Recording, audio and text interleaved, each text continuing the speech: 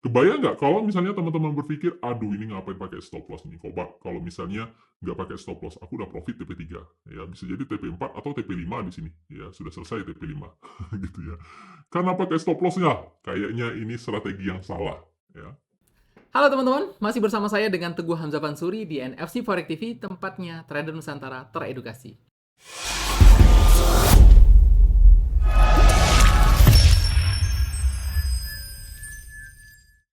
Oke teman-teman, lagi-lagi kita bahas masalah stop loss. Kenapa masalah stop loss ini dibahas lagi Mas Teguh? Yes, karena masih banyak ternyata ya orang-orang di luar sana yang masih menggunakan teknik seperti ini. Teknik tidak menggunakan stop loss ya. Teknik tidak memasang stop loss-nya. Atau ketika lagi floating minus berkepanjangan, dia tidak berani keluar dari keadaan tersebut. Masih ditahan, masih ditahan, masih ditahan terus-terusan ya. Sampai akhirnya modal habis ya. MC lah terjadi sama akun tradingnya gitu ya. Atau mungkin teman-teman masih ngalamin hal-hal seperti itu dengan keadaan yang tidak tahu mesti ngapain. Apakah ini saya perlu cut atau ini saya perlu diamin atau saya perlu injek ya. Masih banyak ternyata teman-teman punya masalah dengan kondisi seperti itu gitu ya. Nah, teman-teman, di sini saya ingin bertanya terlebih dahulu ya sebelum saya lanjutkan ke pembahasan selanjutnya. Sebenarnya apa sih yang menjadi masalah teman-teman? Kenapa masih menggunakan teknik seperti ini? Kenapa masih menggunakan trading teman-teman tanpa menggunakan stop loss ya? Padahal kan kita tahu stop loss ini adalah menyelamatkan kita dari kerugian yang besar ya. Kita akan kerugi sedikit tapi bisa dapat profit banyak kayak gitu. Tapi kita tahu dengan keadaannya seperti ini tapi tidak kita lakukan ya. Ini alasannya kenapa? Coba silakan teman-teman tulis di kolom komentar di YouTube ini ya. Alasan kenapa saya tidak menggunakan stop loss atau ada alasan orang lain mungkin tidak menggunakan stop loss, monggo ditulis juga ya. Atau teman-teman takut menyebutkan inisial si A gitu ya. Silakan teman-teman tulis di kolom komentar. Mas, dia tidak menggunakan stop loss karena faktornya ini, karena hal ini ya. Coba tulis di kolom komentar ya.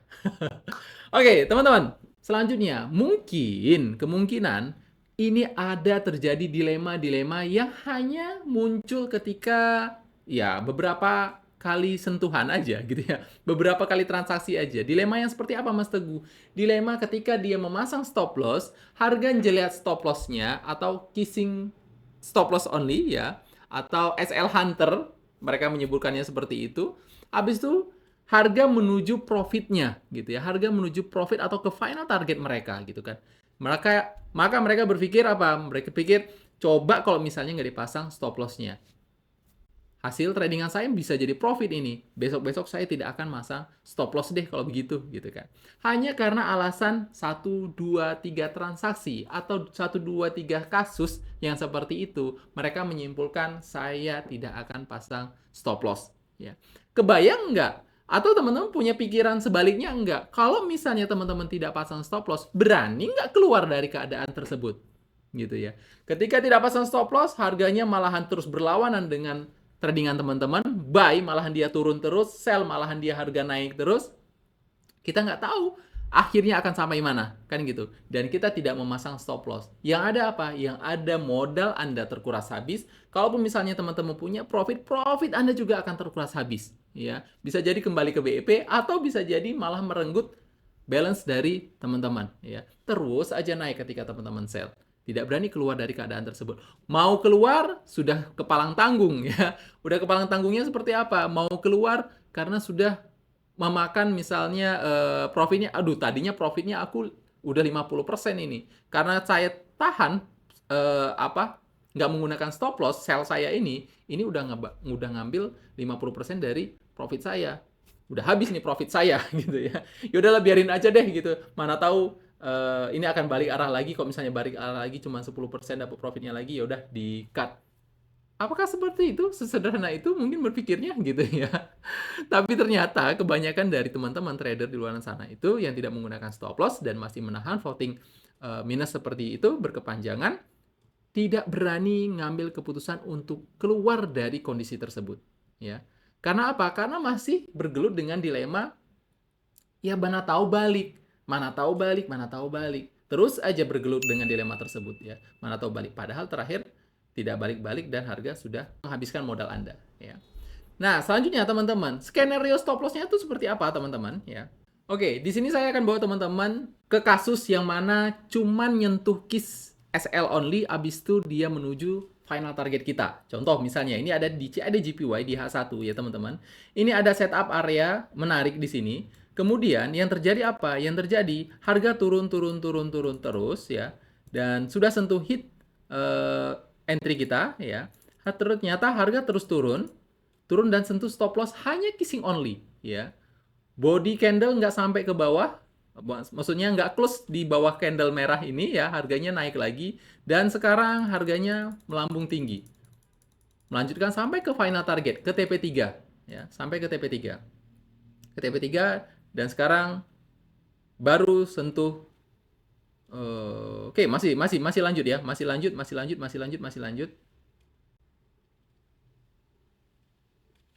seperti ini ya.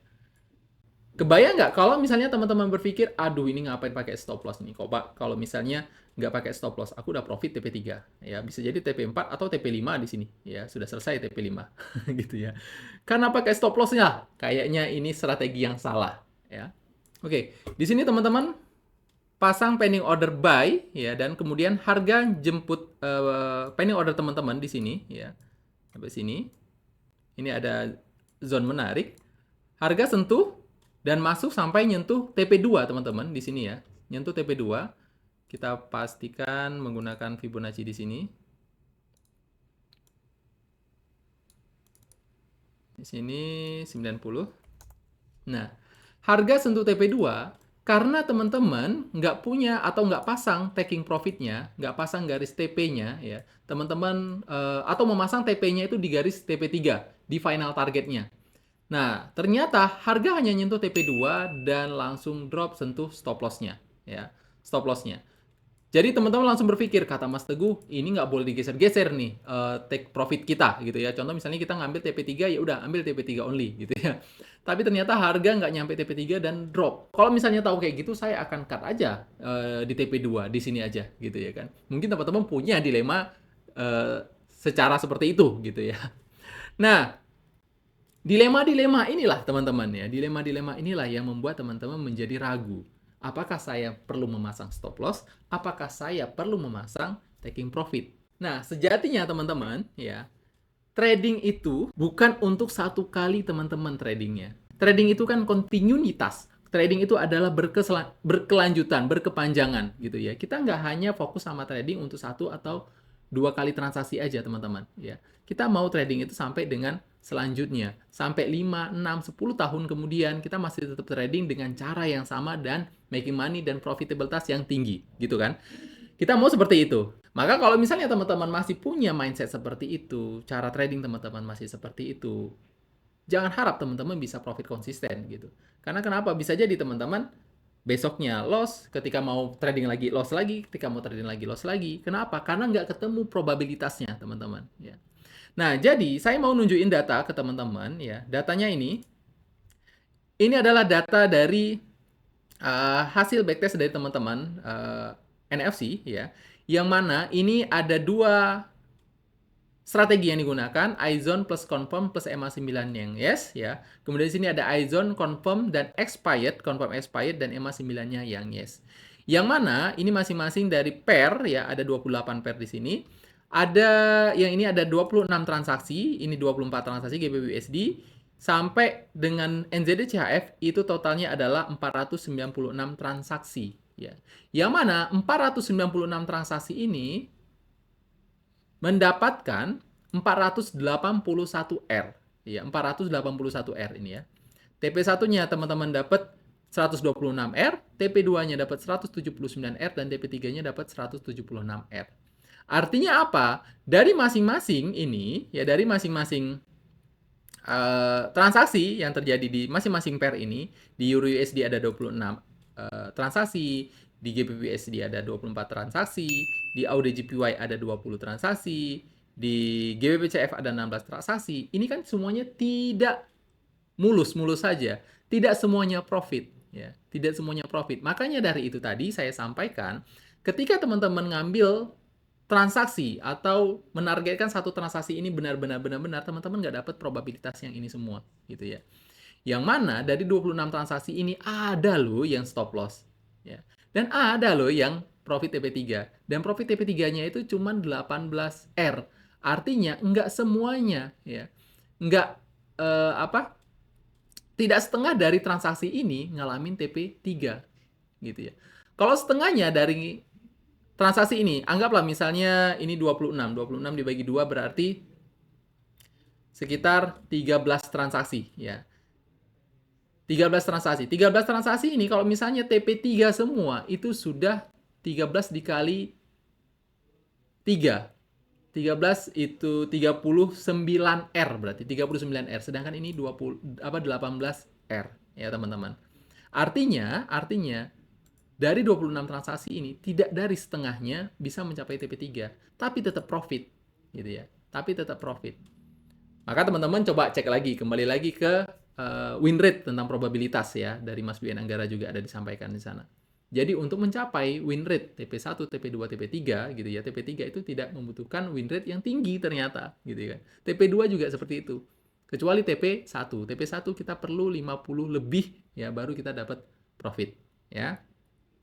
Nah, so teman-teman, dari data ini kita simpulkan bahwa ya stop loss, taking profit yang kita buat, ya, yang kita set up di awal dalam trading plan kita, itu adalah sebuah strategi kita dalam trading kita untuk mencapai hasil trading yang maksimal. Ya. So, dari itu teman-teman, tidak perlu khawatir kalau misalnya teman-teman ngalamin stop loss dengan strategi yang teman-teman gunakan, yang sudah teman-teman backtest, ya, terjadi stop loss. Ada kadang kalanya TP sampai dengan TP3. Ada stop loss lagi, stop loss lagi. Consecutive loss ini bisa jadi tertutup dengan profit-profit yang jauh tadi ya. Yang TP3, yang TP3, yang TP3. Ini akan ketutup dengan profit tersebut. Ya. So, teman-teman, ini saya tekankan lagi buat teman-teman ya. Maka teman-teman tidak menggantungkan pada satu transaksi trading teman-teman untuk hidup teman-teman, untuk makan teman-teman. Ya. Jangan menggantungkan hidup teman-teman, makan teman-teman dalam satu transaksi. Tapi teman-teman bisa menggunakan seluruh transaksi, maka teman-teman akan dapetin probabilitas dari strategi tersebut ya. Itu aja mungkin teman-teman dari video ini. Sampai ketemu di video-video berikutnya. See you.